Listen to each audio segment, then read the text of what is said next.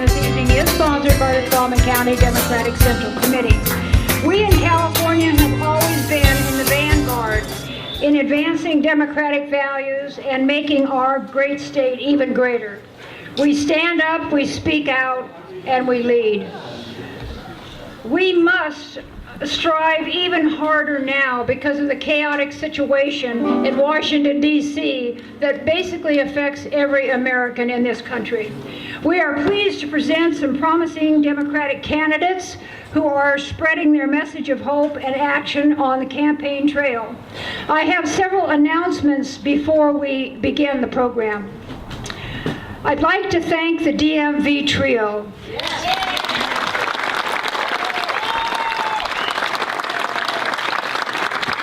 Michael Severin, Doug Parrish, and Virginia Southers, and they donated their talent because they wanted to help us out.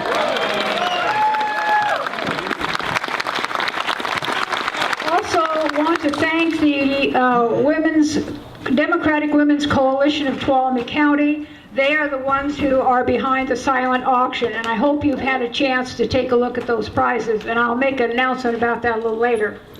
Also, thank you, Sonora Taqueria, which is our caterer this evening. If you want to sample more than just south of the border buffet dinner that you had this evening, all you have to do is go down on Washington Street. It's a few doors up from the Union Democrat, and they have a wonderful menu, and you can enjoy more of their fine food.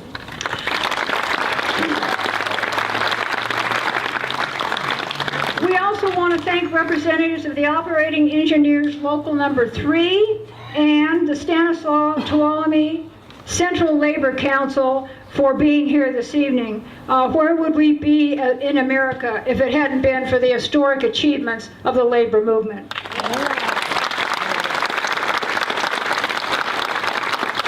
I'd also like to recognize Patrick Johnston. Patrick was our Democratic state senator in the early 1990s, and he came all the way from McCullough Hill to be with us this evening. Patrick's sitting over here.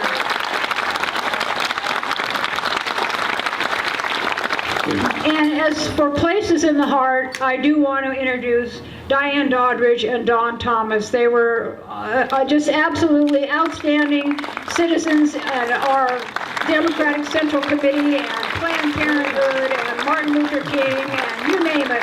And they came all the way from near Folsom to be with us this evening.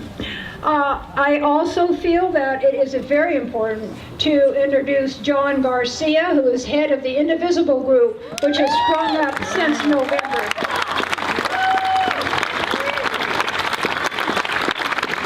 We also have a visiting chair of a Democratic Central Committee, and that would be Dr. Herinda Grayway, who is chair of the Stanislaus County Democratic Central Committee. Can you put your hand up and let us know? He's standing over there. I'd also like to recognize Robert Carabas, who is chair of the Tuolumne County Democratic Club. Robert?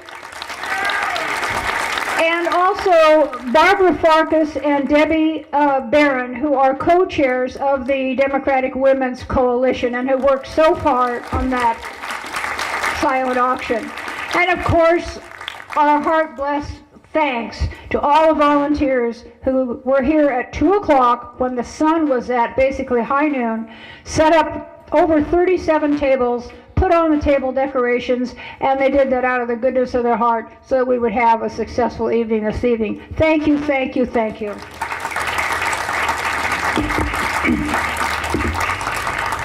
The silent auction is sponsored by the coalition, as I mentioned to you, and the bidding on the items there will close at 7:30.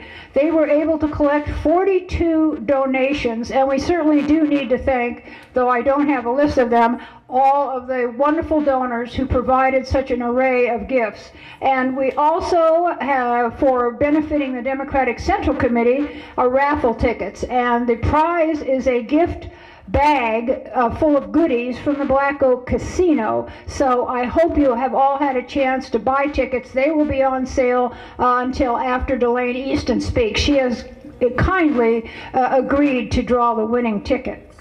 It is my pleasure to turn the microphone over to Elaine Hagan, who is a Central Committee member and someone who is active in groups that are working on solutions to problems at the local, state, and national levels.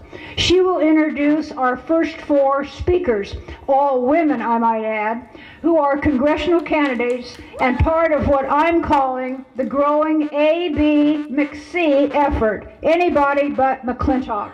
So, Elaine?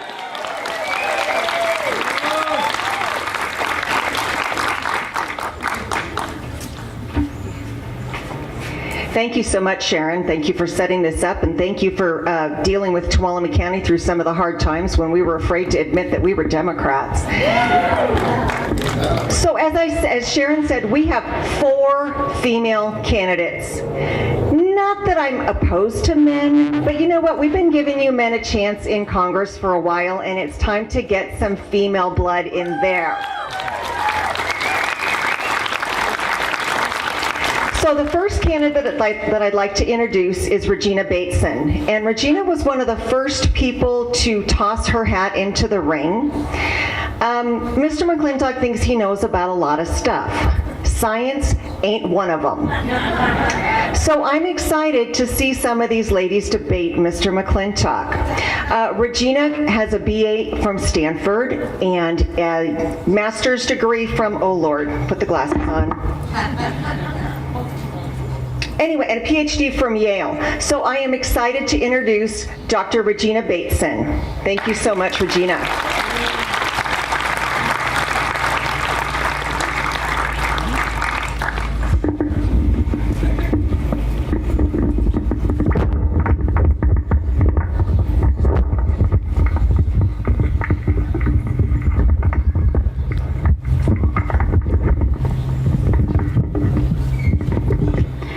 All right, thank you so much for being here tonight. Whoever thought that there could be, I hear, about 175 happy, excited, fired up Democrats out at a picnic in Twain Harte in Tuolumne County.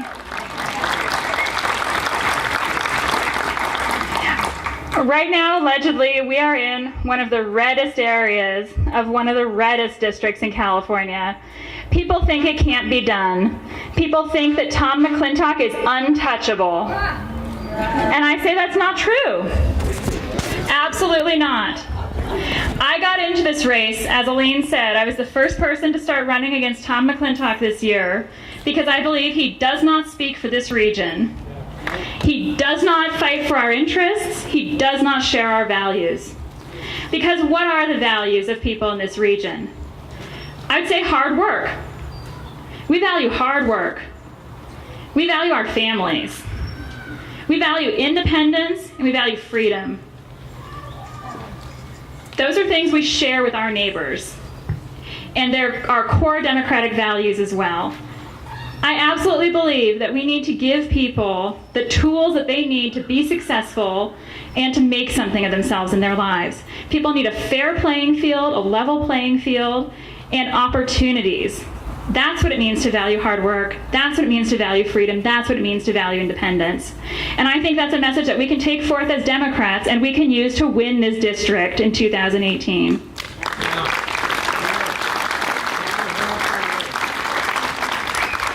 So I want to tell you a little bit about myself after Elaine's very generous introduction. I am from Roseville. I grew up there. My parents are originally from Minnesota. My mom is here today. I like to embarrass her and call her out when she's here. I don't even know where she's gone. Where are you? Oh, she's hiding. Okay. Well, you can find her. Oh, she's in the back. There she is. So, my parents are from Minnesota, but they couldn't take the cold.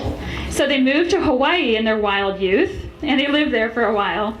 Out in a rural area, actually. You know, there are stories from when I was younger about how they would be concerned about the packs of wild dogs circling around their house while their little toddler was outside, and that was me. Luckily, I survived to be here with you today, in part because my parents decided that they wanted to move somewhere where it was a bit easier to raise a family, and they chose to go to Roseville because they loved Northern California when they visited. And all throughout my childhood, I went to the public schools in Roseville, but I also spent a lot of time down in this area. My mom is a nurse, and for several summers, she was the camp nurse over at Camp Menzies, the Girl Scout camp, just outside of here, just outside of Angels Camp, right up the road, in fact. And, so I grew up right here in our district. And when I finished high school, I went off to college. I got my bachelor's degree at Stanford in history. And when I graduated, it was shortly after 9/11. So I joined the Foreign Service, which is the diplomatic branch of the State Department. And I served our country by working abroad. I worked at the U.S. Embassy in Guatemala City, issuing and denying visas, and helping American citizens. I did American Citizen Services, which means that I was the person that someone might call if they're on a trip abroad, for example, and they have a serious problem and need assistance. After doing that for a while, I decided to go back to school. So I went and got my PhD in political science at Yale. And it was while I was there, actually, that I got a National Science Foundation fellowship to support my research and my graduate studies. That scholarship was paying for me to go to school, and it was paying for me to do my research, and Tom McClintock tried to take it away. That's where he intersected very directly with my life. While I had that fellowship, he was trying to kill the very program in the National Science Foundation that was authorizing it and funding it. So that was when I launched my first little campaign against Tom McClintock. It wasn't anything like this. We didn't have crowds of hundreds of people coming out. It was just me to start with, and a few other graduate students that I rounded up from the district. And I sent press releases back to the local papers here, trying to get them to cover the fact that McClintock was yet again trying to harm people from our district. And lo and behold, they did. The Press Tribune, the Auburn Journal, some of the papers here actually did run articles about the fact that Tom McClintock was trying to take scholarships from deserving young people from the region. So I considered that a little victory. That was my little fight against him back then. But it wasn't enough. It wasn't enough, because after that, lo and behold, Tom McClintock got elected again and again. But I always had my eye on him. And you don't want me to have my eye on you because I'm a very persistent person and very hardworking. And so after the 2016 election, like a lot of you, I started asking myself, what's the highest impact thing that I can do right now to fight for our region and to fight for our country? I think our basic rights and liberties are at stake.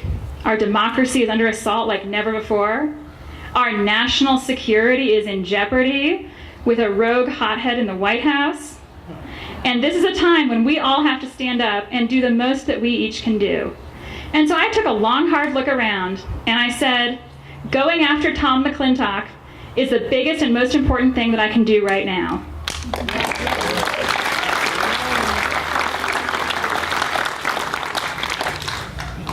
So let me tell you a bit about my vision for this district.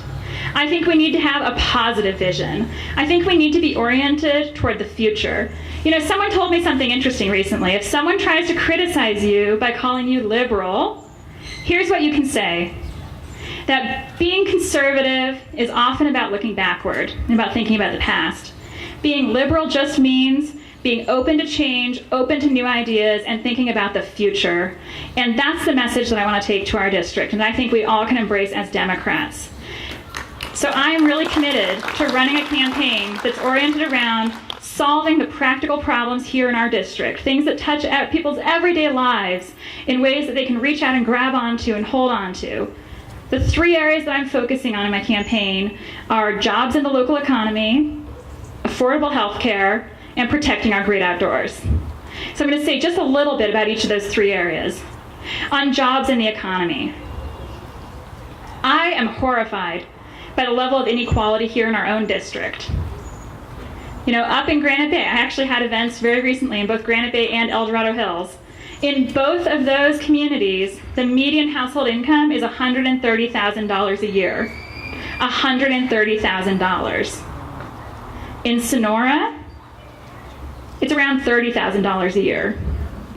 We literally have households in our own district where people are making 4 times as much money as each other on average.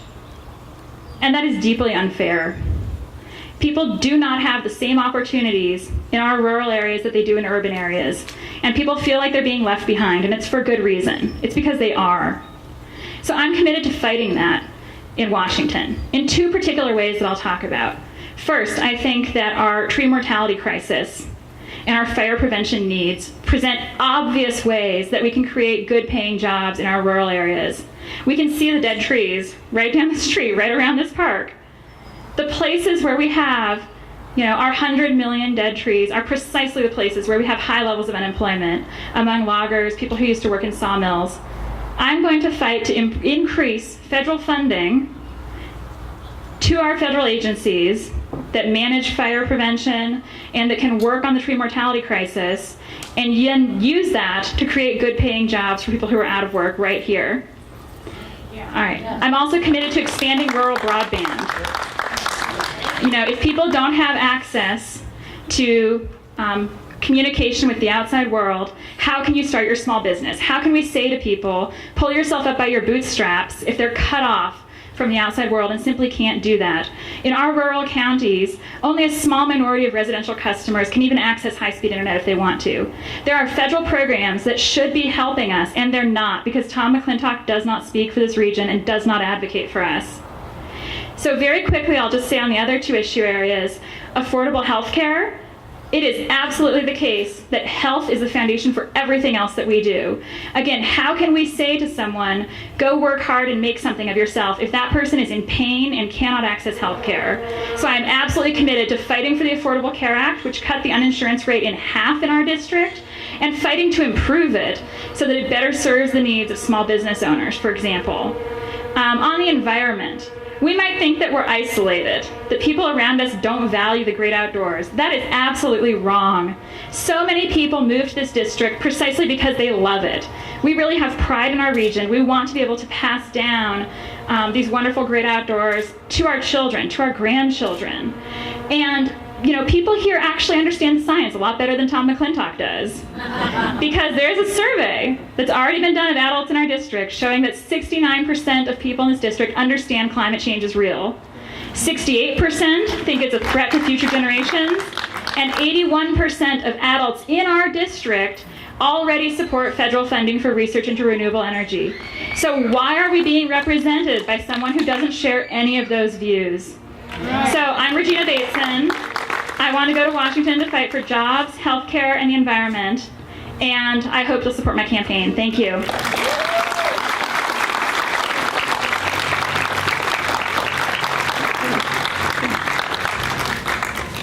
Science. Who needs science? I first met Tom McClintock, my husband. I dragged him to a town hall in San Andreas. And the very next morning, I called Bob Derlett and said, I'm in. Whatever you need to get rid of that person, I'm in.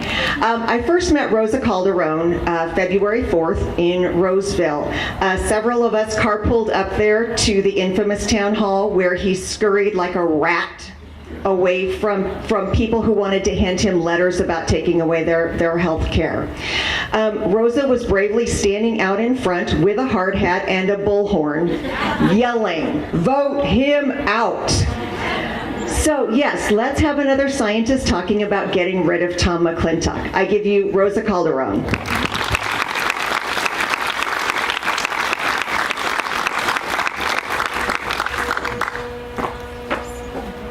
All right, so who wants to be Tom McClintock? So, as you all know, everything in this last 7 months, as she mentioned, have been a little bit of a whirlwind. It's been insane. We have really been taken for a ride by our elected officials, Trump administration, and the GOP. And it really has created this doubt and trust in our government and in our policies and our procedures and everything that we used to stand for.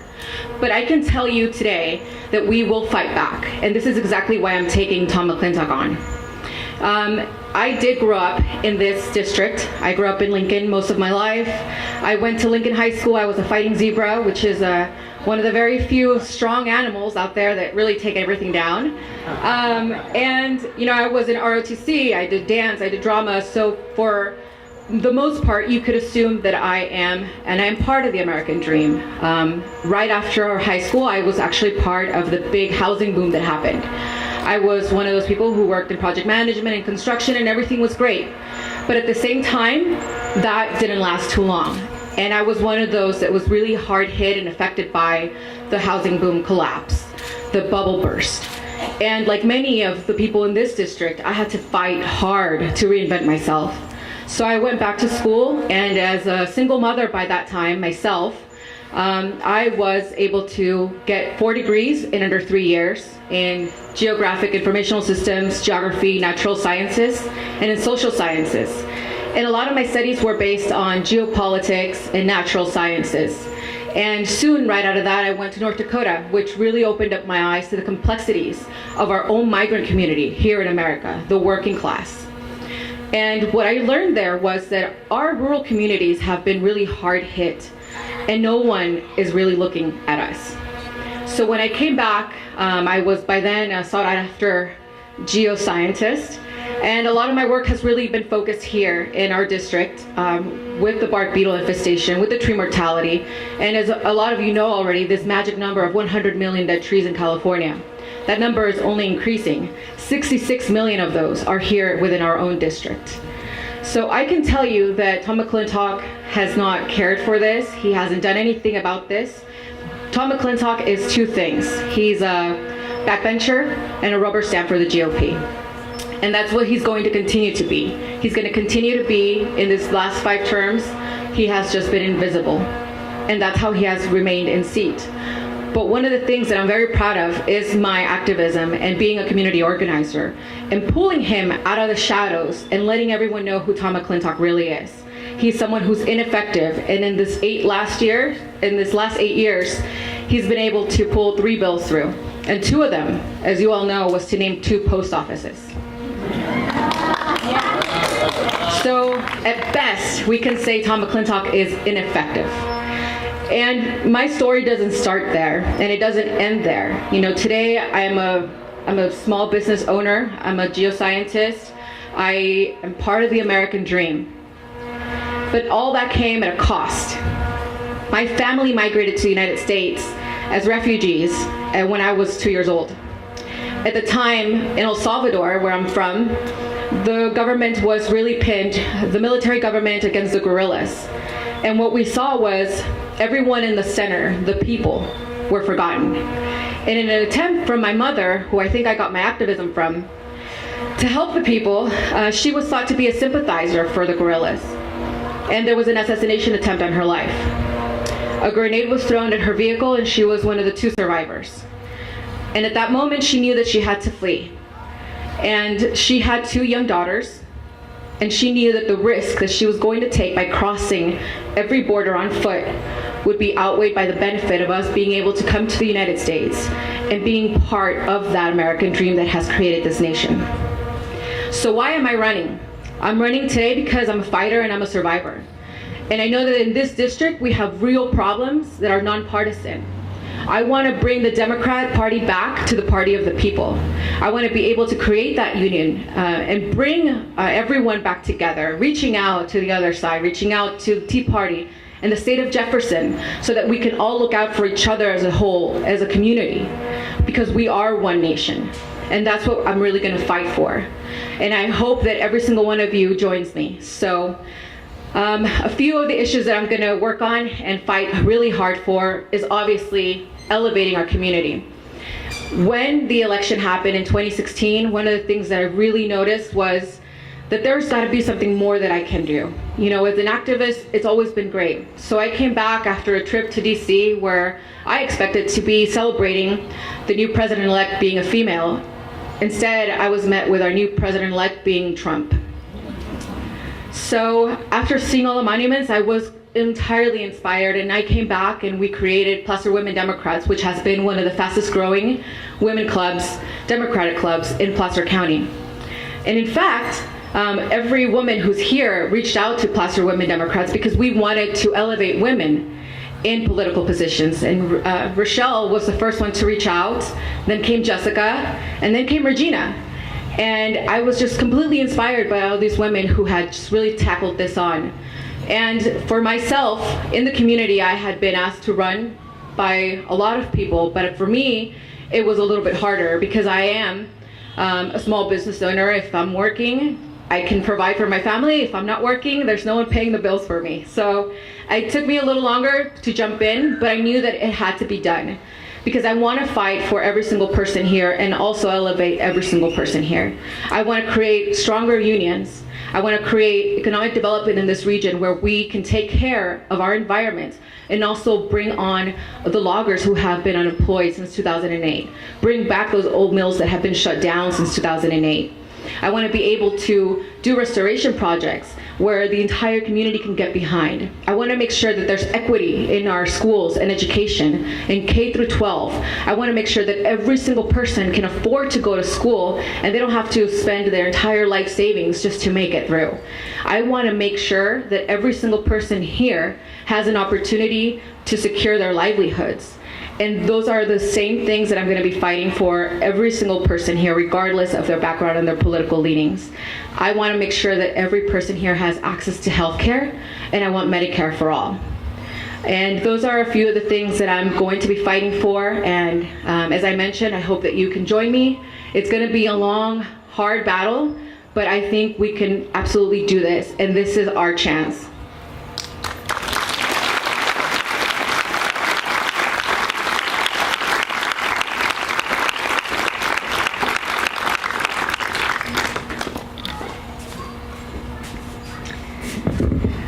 I think Jessica's going to do well in Congress against Mr. McClintock. She's hiked the entire Pacific Crest Trail by herself. She's served in India, Nepal, Burma, and Ethiopia? And Baghdad. So, you know, the halls of Congress should be nothing. Ladies and gentlemen, I give you Jessica Morse.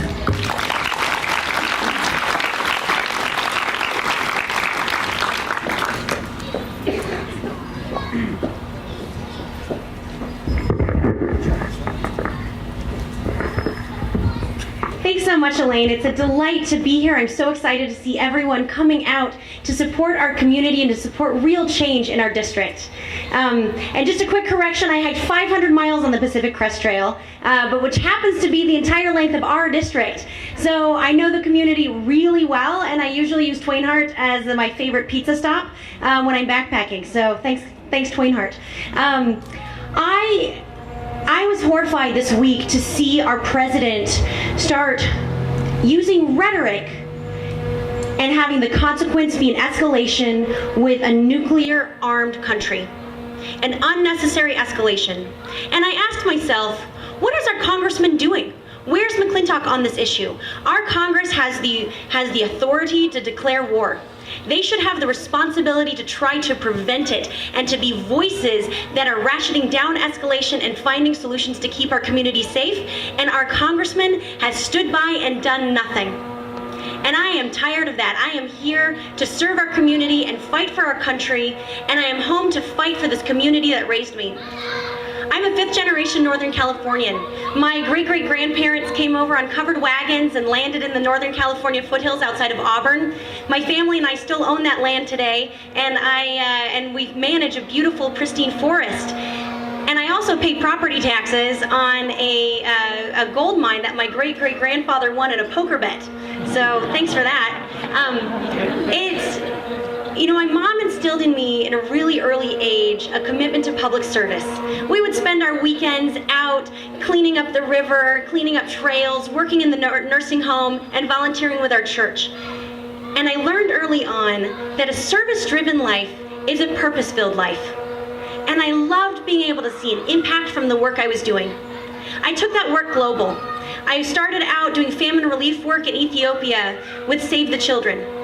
One of my first days out, I went out to a village where people were starving, and I helped a mother and her 5-year-old daughter into a vehicle, and I realized that they had been eating grass. And I drove them back across the countryside to get them to safety. I looked around and I noticed that all the fields were green. It had rained that summer in Ethiopia, but at the wrong time to water the crops. And that's when it hit me. A famine isn't a natural disaster. It's a political disaster. And if it's a political disaster, then we can find a policy solution. And I devoted myself right then and there, not to just putting Band-Aids on problems and fixing the immediate cause. I looked at the underlying cause of an issue so that I could find a solution that would be sustainable. My career took me with USAID, our foreign aid agency, to Baghdad at the height of the war. I stood side by side with our troops in Iraq, and I sweated alongside them, and I endured mortar fire and rocket fire, and I was nearly kidnapped by militia, and I had a plane that was almost shot down. I was living in a war zone, and I saw the hell that is. And I decided that I hate war, and I am going to fight to prevent it through diplomatic means. And so I devoted myself to making sure that we didn't have that happen again. And when I was in Iraq, I also discovered something about myself, that I fight for the vulnerable. I fight for anyone who's vulnerable, who needs a voice. I was working so hard in Iraq, I was doing 18-hour days, that I lost my hairbrush, but I didn't notice for about 3 weeks. But it gave me some time. I still took the time to get to know the kitchen staff at the U.S. Embassy compound in Baghdad. And I had lived in Nepal for a little bit, teaching trekking from all my mountaineering skills in California. And so I spoke a little bit of Nepalese, and these guys became my buddies. And we would play volleyball together, and they made me my own special Nepalese dinner, which is pretty rare when everyone else is eating fish sticks that were recycled as French toast sticks earlier in the day. You know, military cafeterias aren't great. And I was talking to them one day, and one of them mentioned that they'd paid a fee to get that job.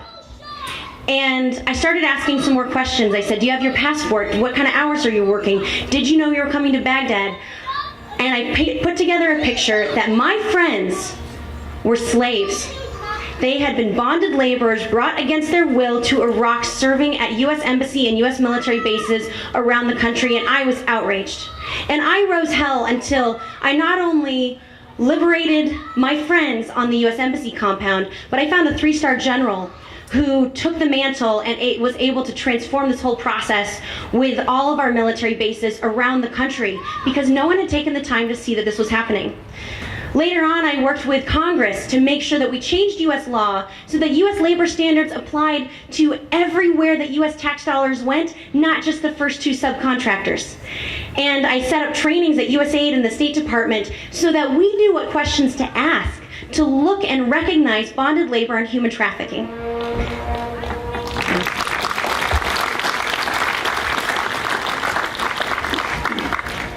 I learned another important lesson when I was in Iraq, and it was when I came home. I had been facing in Iraq the rise of the militias that would later become ISIS. I had actually nearly gotten kidnapped by those guys, but turns out I'm a faster runner than I thought, which was helpful. And I ended up, when I came home, I was surprised that no one in the U.S. was talking about the issues that I felt where I was seeing on the ground that would come back to the U.S. later, that we needed to be paying attention to.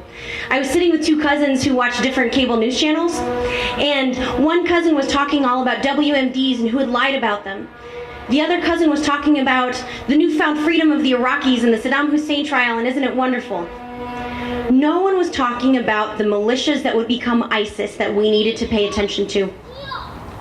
I turned to my cousins and I said, trying to describe Iraq through a red lens or a blue lens is like trying to describe a rainbow using 2 colors. If you can't see the problem, you can't solve the problem. Today, as I look around at our community, I'm concerned that the real issues our community and our country is facing are being examined through partisan lenses. We are not seeing the whole picture, but these are non-partisan issues that we need to stand up and fight for. Whether it's our beetle kill. Yeah, how many of you have beetle kill in your front yard right now? Yeah, how many of you had to pay to get trees out or have had PG&E come and take them out? Yeah, it is something that impacts everyone in our community. Even if you just look behind you at this baseball field, you see a ton of beetle kill trees, and they're right above a baseball field where children are going to be playing, and it's a hazard. Our county is doing heroic work to try to get beetle kill and our dead trees off public lands, but we need federal support to do that, and our do-nothing congressman hasn't stepped up to do that. He hasn't stepped up to try to fight for healthy forests and thinning of our forests so that we can have safe communities. But I am committed to doing that. I'm committed to fighting for our community. I have spent the last several months traveling our district, talking with local leaders and hospital boards, chambers of commerce, school teachers, firefighters, so that I can understand the unique needs at each aspect of our community, so that I can be an effective representative for us in Washington. I got a tour with the CAL FIRE chief out in Calaveras County a couple weeks ago, and he was saying that the Butte fire, which cost us 73 million homes, sorry, I've got a fly, we're gonna get rid of him, okay. He said that the CAL FIRE, that the Butte fire cost $73 million to contain. The town of McCallamy Hill was saved because they put in a fire break 2 years earlier that cost $2,000.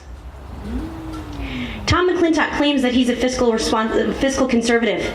He is fiscally reckless. He is letting our communities languish and not putting in the support we need. We need support on forest health. We need to take these beetle kill trees. I'm talking to venture capitalists about taking them out and turning them into a new trendy industry called alpine blue. Because turns out the blue streaks left by the beetle are very gorgeous and great for furniture, even though they're not great for building. So we need to be investing in vocational training.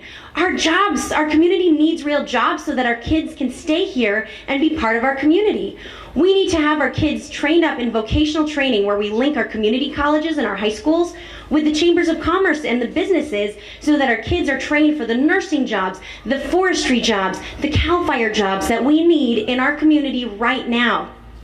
We also need broadband to bring our community into the modern era so that we are not left in the lurch.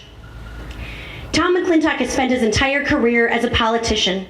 He has no real world experience. And for the last 40 years, he's been complaining that the government is broken and hasn't done anything to fix it. He has made a mockery of our Constitution. I took an oath as a public servant to defend and protect our Constitution against all enemies, foreign and domestic. It's not an oath to protect it's not an oath to protect a political party. It's not an oath to protect a personality. It is an oath to defend the very foundation of our democracy, and our Constitution was forged in compromise. It was forged with the idea and the foundation of bringing dialogue together and bringing people together.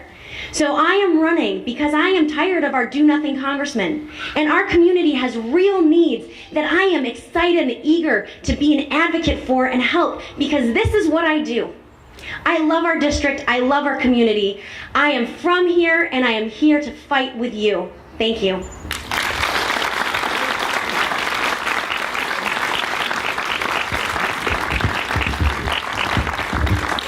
You see why we're done giving you men a chance. I'm excited to introduce our next candidate. I don't know a lot about Rochelle Wilcox, but I'm interested to learn more. She's interested in talking to them about American values. And she's feeling like, hey, the Republicans have claimed those, let's share them. And she's interested in talking about the economy. It's the economy, stupid, right? Yes. I give you Rochelle Wilcox.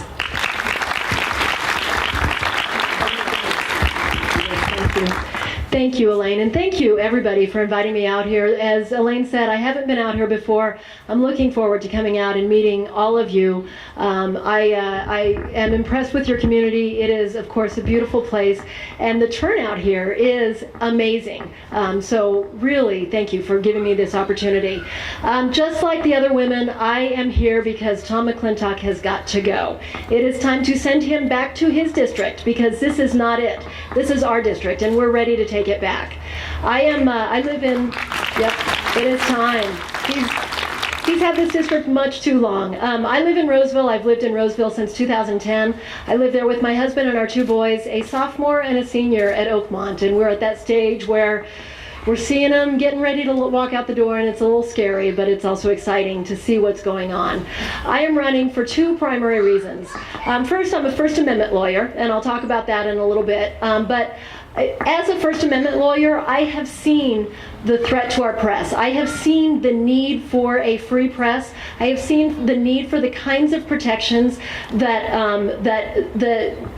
we get from the First Amendment, the attacks that the Trump administration across the board is making, and we need somebody who's going to go to Congress and fight to protect our rights. our constitutional rights in the First Amendment. Second, as Elaine mentioned, I am concerned about the economy. I have been one of those who has been on the sidelines. I have never been politically active.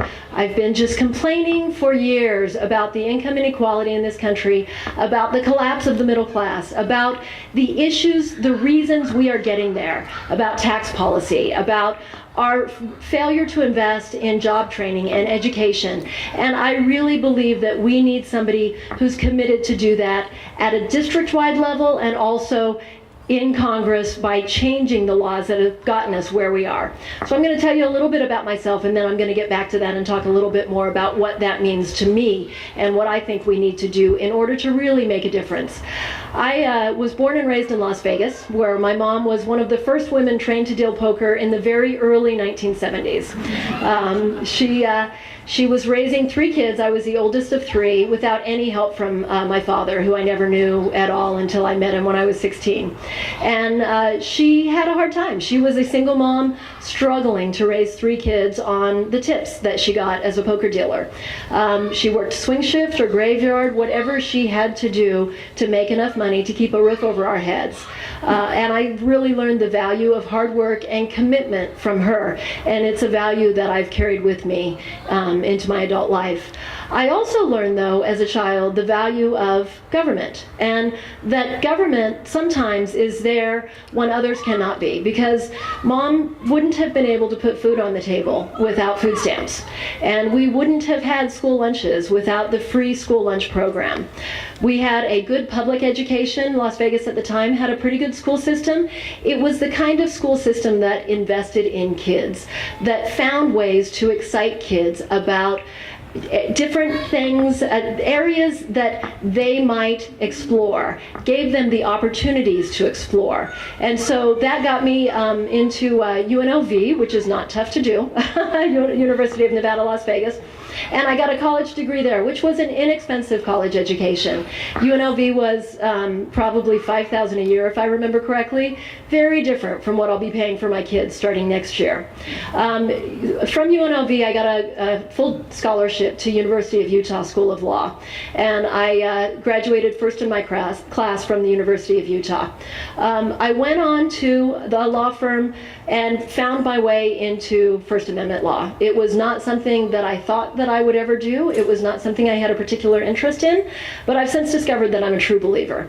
My office is in LA, and I've been working from home since 2000, right after my oldest was born. We moved up here because we wanted to put our family first. We wanted to give our kids a place close to their grandmothers and give them a life that we didn't feel like we could give them in Los Angeles. So we moved here to the Sacramento area in 2000 and to Roseville in 2010. And I was lucky enough to be able to stay with my firm, and so I've been doing First Amendment law since then. I've fought fights to increase access to government information. One of the things I'm most proud of is the work that we've done on behalf of the Los Angeles Times to ensure that the people have access to information about police officers. We fought 2 cases up to the California Supreme Court and 1 case recently in the Court of Appeal, making sure that the public has the kind of information they need in order to be able to hold public servants accountable. The first case was just to establish the right of people to the names of the police officers who serve them. Should be a pretty straightforward, simple thing, but we had to go to the California Supreme Court to establish that. The second case involved police officers who shoot people, and the union fought against disclosing the names of those officers, and so we had to fight to get access to the names of officers who have shot people in the line of duty. And then the third case involved access to a report that the city of Pasadena prepared discussing a shooting of an unarmed black child, an unarmed black teenager. And we had to fight to get access to that report, which was very critical of the city in many ways, and talked about the things that the city needed to do. And so that's an example of the kind of work I've done to make sure that people have the information they need to hold government accountable. Because one thing I've realized through this work is I really believe that a well-functioning government is possible.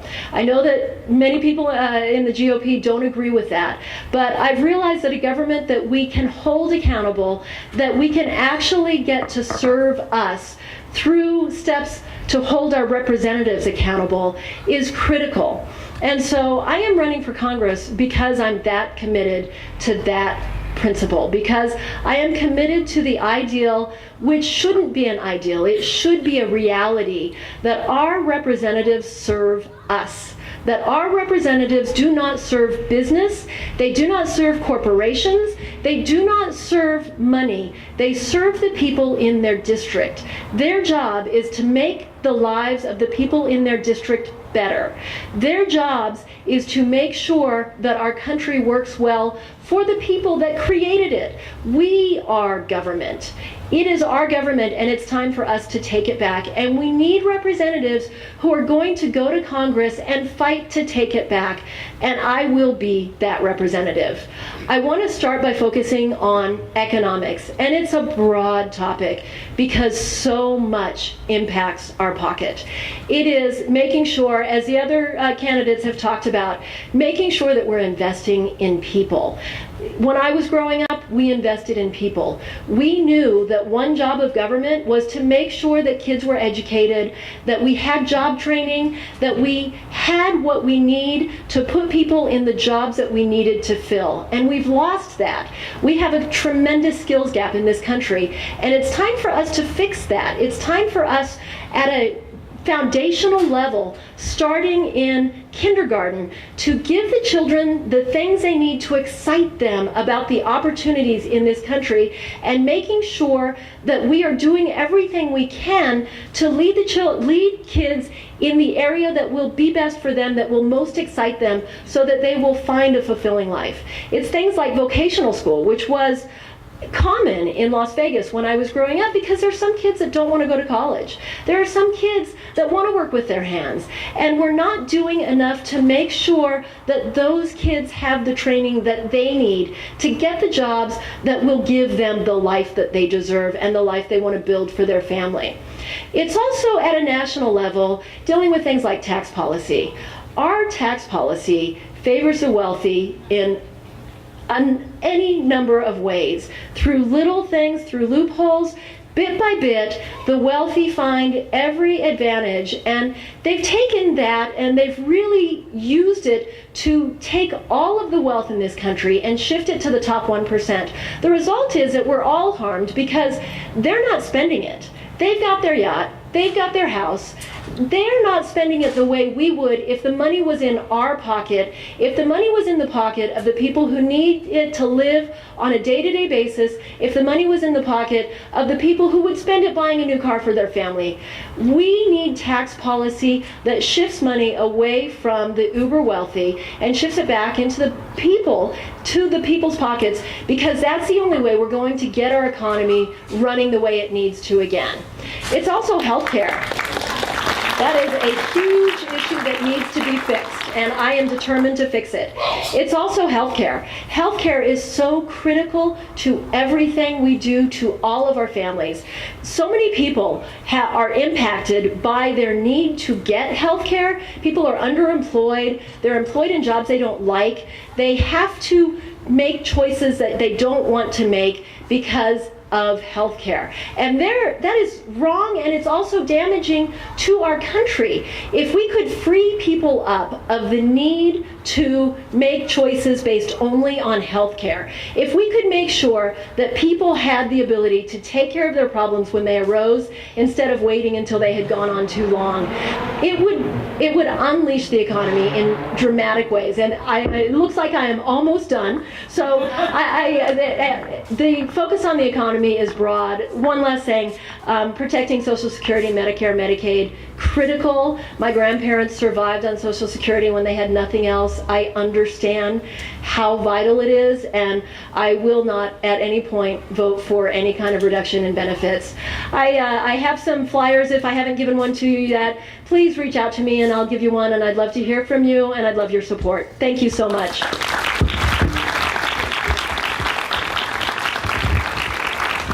You could almost feel sorry for Tom McClintock.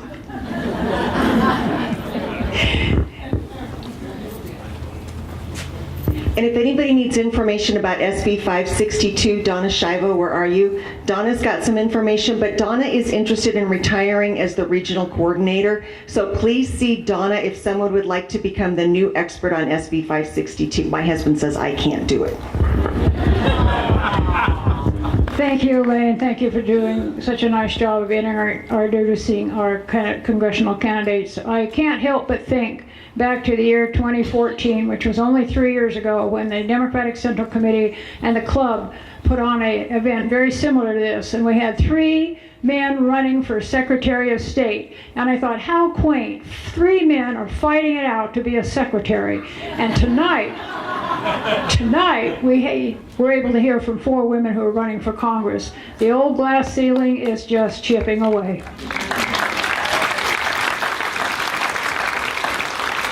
Our featured speaker is Delane Easton, and she should be no stranger to any of you. Now she's running for governor, and she will be introduced by Diane Bennett, the longtime secretary of the Tuolumne County Democratic Central Committee and chair of this evening's festivities.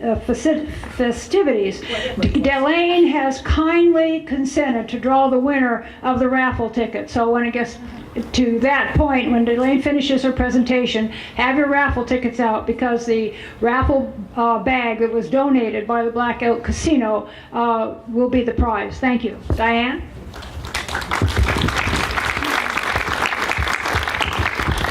Were there those 4 wonderful women we just heard from? And I have the privilege of introducing to you another wonderful woman who has had a long history of public service to the state of California and a long history as an advocate for education. Delane Easton, who many of you have met this evening, is seeking the Democratic nomination for governor. And Delane has a history of winning a statewide office. She was elected and served 2 terms as California State Superintendent of Public Instruction. There's some teachers out here who are friends of Delane's. The only woman to hold that position. While Superintendent of Public Instruction, Delane reduced class sizes in grades K through 3 and joined in a lawsuit against Proposition 187, the anti-immigrant proposition, which had a part of it, a provision in it, which would have in fact made teachers immigration agents. And Delane was not going to let that happen in California schools. Prior to serving as Superintendent of Public Instruction, Delane served 8 years in the California State Assembly. Some of them with our friend Patrick over here, and 6 years on the Union City City Council. While in the Assembly, Delane authored a number of successful legislation, including in areas such as public transportation, environment, government efficiency, and education. She has run for office 14 times and has won. Since leaving public service, Delane has remained active as an advocate for public education, and I have to read the titles that she has held. She has continued her advocacy for education as the first executive director of the National Institute for School Leadership and a distinguished visiting professor of educational leadership at Mills College, where she directed the Center for Civic Engagement and Women's Leadership. And she still has time to run for governor. Delane has never been afraid to stand up to bullies when it comes to protecting the state of California and to standing up for our children. And it is my privilege to welcome to Tuolumne County, Delane Easton.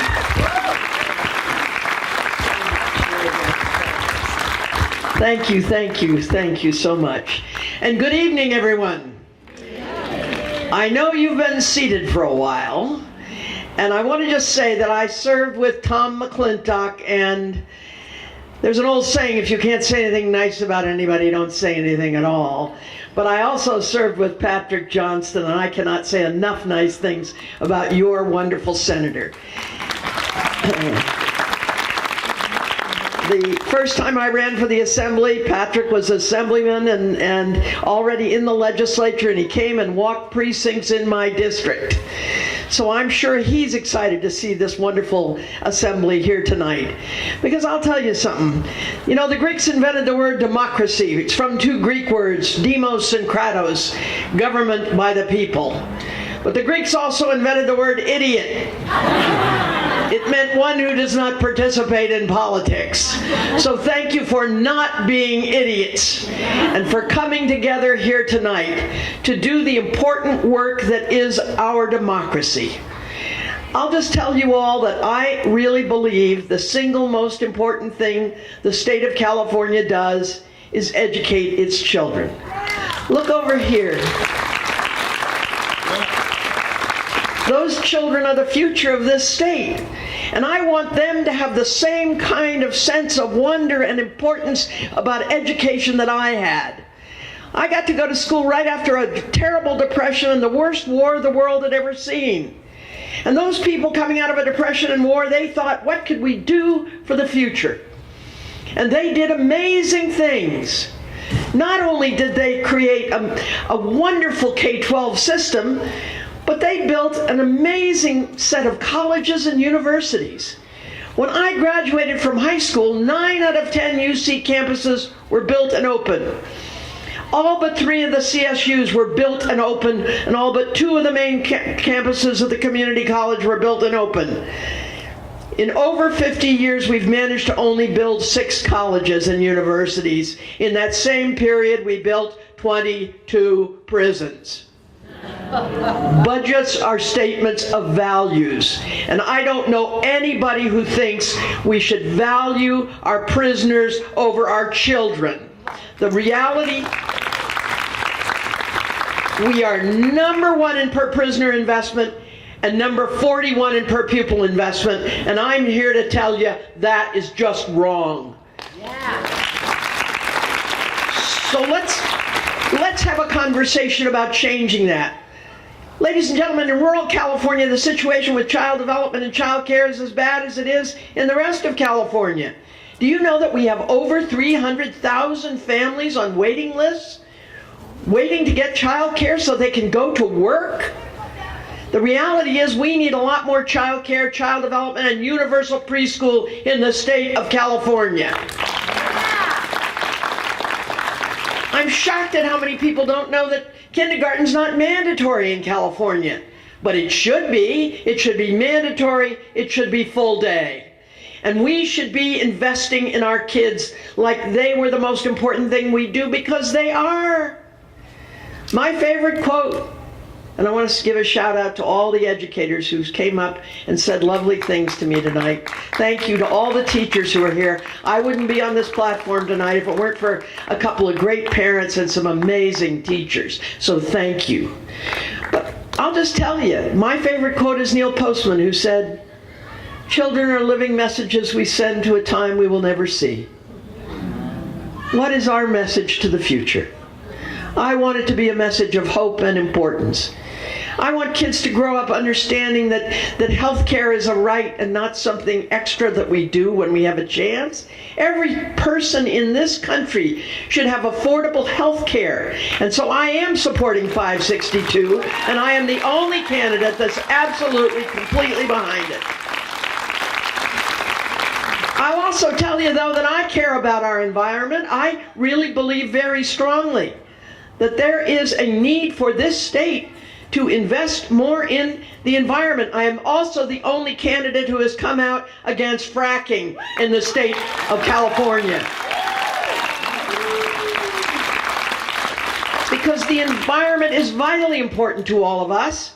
But I also tell you, here in rural California, we ought to be having a conversation about building the next community college, the next state university, the next UC. It should be in the rural parts of California where too many of our kids don't choose to go to college. But while we're doing that, we should also be doing, and I was glad so many of the candidates talked about broadband in rural California. It should be like rural electrification was for Franklin Roosevelt. Every person should have access to broadband.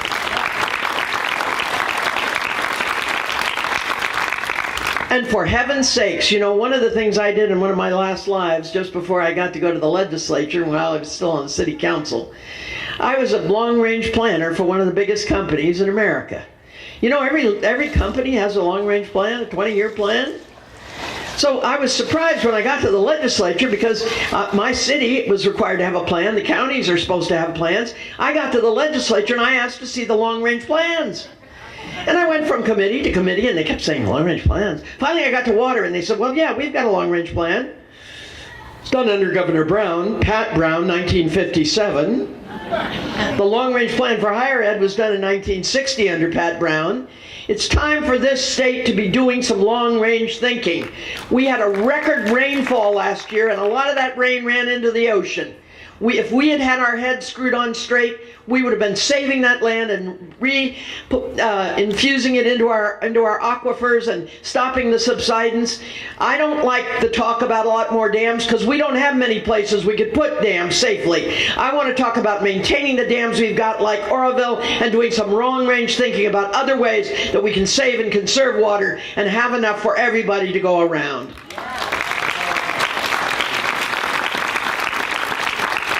I want to remind you that one of the previous presidents said, he said, every bomb that is made, every warship launched, every rocket fired signifies in the final sense a theft from those who are hungry and are not fed, those who are cold and are not clothed. This world in arms is not spending money alone, it is spending the sweat of its laborers, the genius of its scientists, and the hopes of its children. That was President Dwight David Eisenhower who said that.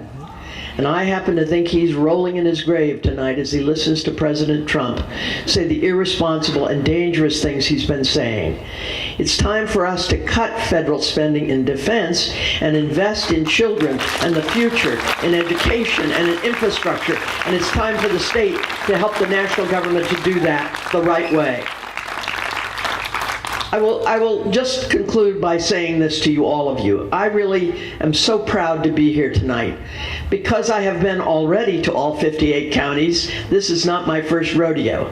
I came and visited schools here, and we even have one of our principals who has a picture of me when she got an award. But I've been here before, and I'll be here again. Because I'm here to represent all of California, not just a few rich special interests, not just the people who can write the big checks. The truth be known, Big Pharma stepped in and defeated the control on pharmaceuticals. Well, that ain't going to happen under my administration. The truth is, I've got a brass backbone, and I've got a heart, and I've got a head, and I'm going to work very, very hard for California. My dad always said, you might as well shoot a dog as give it a bad name, and he taught his kids to always be truthful and absolutely straightforward with everybody. I'm here to tell you the truth. I'm going to fight for California, and I'm going to fight in an old-fashioned way. And I say this to you, I'm so proud of you for being here tonight. Let me just tell you, if I gave each of you 20 pencils one at a time, most of you could break all 20 pencils. But the strongest person in this assemblage could not break those 20 pencils if they were together. So I thank you for coming together tonight, and I hope you'll stay together tomorrow and next week and next month. We're going to turn this whole state back in favor of the future. We're going to get rid of the knucklehead Tom McClintock, and we're going to see a future for California that is bright and beautiful and full of hope and possibility. Because at the end of the day, that's really what we have been about. We're California. So sing, my friends, be blithe, be gay, or weep, my friends, with sorrow. What California is today, the rest will be tomorrow. Let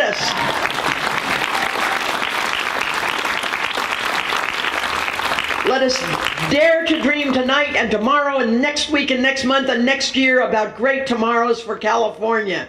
Here in this magnificent Twain Harte, in this beautiful Tuolumne County, in the magnificent Sierras. I say, everybody, let's get together and do this. Thank you very much for the invitation to be here tonight. I'm proud to know all of you.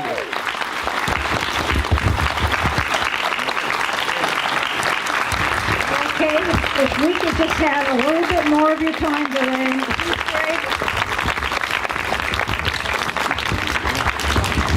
Dwayne has agreed to draw the winner of the raffle ticket. So those of you who have bought tickets, and there's a lot of them in there, get your tickets out, and she's going to call the winning number. Are we ready?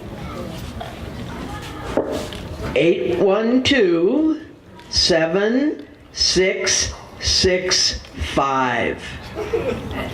And this is for the bag donated by Black Oak Casino. There's some real goodies in there. Hi, we've got a winner. We've got a winner.